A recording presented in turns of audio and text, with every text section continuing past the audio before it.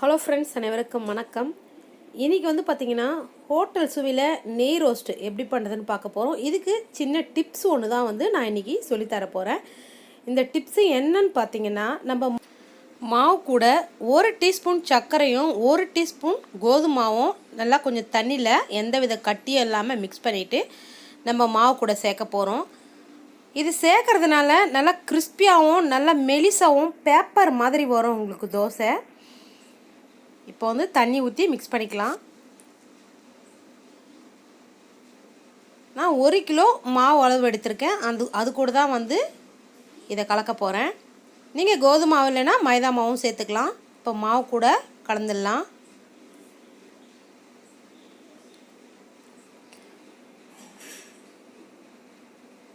மாவு வந்து ரொம்ப திக்காக இருக்கக்கூடாது. ரொம்ப திக்காக இருந்ததுன்னா வந்து தோசை வந்து சரி வராது. கொஞ்சம் வந்து தண்ணி கலந்துக்குங்க. இந்த மாதிரி திக்கான மாவு வந்து இட்லிக்கு கரெக்டாக இருக்கும். தோசைக்கு வந்து கொஞ்சம் தண்ணியாக தான் இருக்கணும். இப்போ கல் காய வச்சுட்டேன். நம்ம தோசை ஊற்றும் போது சிம்மில் வச்சுருக்கணும். அதுக்கப்புறம் மீடியம் ஃப்ளேமில் வச்சுருக்கணும். கொஞ்சம் வெந்ததுக்கப்புறம் 1 டீஸ்பூன் அளவு நெய் சேர்த்துருக்கேன். இது ஃபுல்லாக அப்படியே கரண்டி வச்சு அப்ளை பண்ணிக்கலாம். வெந்ததுக்கு அப்புறம் தான் வந்து நீங்கள் வந்து நெய் சேர்க்கணும். நெய்யோ இல்லைன்னா எண்ணெயோ வந்து சேர்த்துக்கோங்க.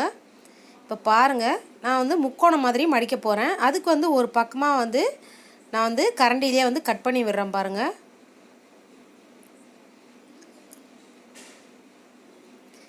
இதை அப்படியே மடிச்சிட வேண்டியதான்.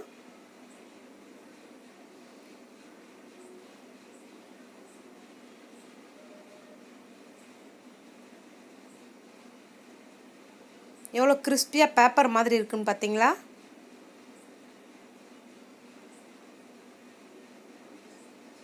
அவ்வளோதான். நான் இன்னொரு தோசையும் ஊற்றி காட்டுறேன் பாருங்கள். இதுவும் நல்லா ரோஸ்ட் ஆகிடுச்சு. இதை அப்படியே வந்து மடிச்சிடுறேன் பாருங்கள். அவ்வளோதாங்க.